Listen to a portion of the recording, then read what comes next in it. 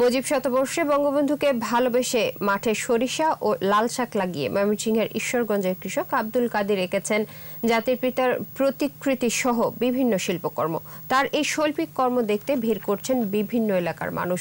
কৃষি বিভাগ বলছে, বঙ্গবন্ধু কৃষি পদকের জন্য আব্দুল কাদির নাম প্রস্তাব করা হবে। ময়মনসিংহ বিভাগীয় প্রতিনিধি আতাউর রহমান জুয়েলের সহায়তায় মাসুম আলী স্যার আরও একটি রিপোর্ট।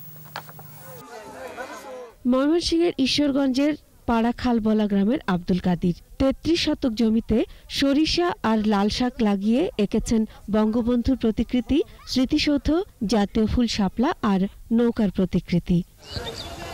এখন তো বিজয়ের মাস, ডিসেম্বর মাস, সেই বিজয়ের মাসের উপলক্ষে মুজিবের ছবি আঁকা এবং মুজিব শতবর্ষ পালন করা এবং জাতীয়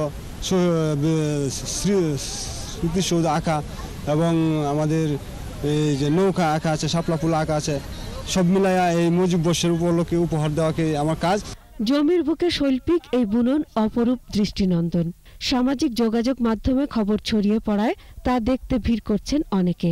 জাতীয় জনক বঙ্গবন্ধু শেখ মুজিবুর রহমান এখানে আছেন, মানুষ চারিদিকে তারা আসে এখানে দেখতে। সকল সদস্যের সমন্বয়ে সহযোগিতায় এই আজকের এই বিভিন্ন জায়গায় বিভিন্ন মিডিয়ায় এসে যে প্রচার করছেন এবং দেশে দেখছে সরকারিভাবে একটু তাকে ফেসিলিটি দেওয়া হয়, সেই ফেসিলিটি নিয়ে সে আরও বড় কিছু আমাদের দেশের বিভিন্ন স্থপতি নিয়ে বড় কিছু সে করতে পারবে।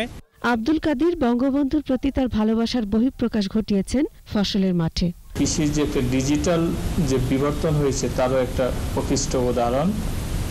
তাকে এর স্বীকৃতি স্বরূপ যাতে সে বঙ্গবন্ধু কৃষি পদক পাওয়ার জন্য আমরা তার নামের প্রস্তাবনা প্রেরণ করব।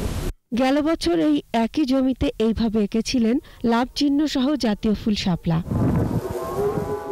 Masum Ali sir, 21 television.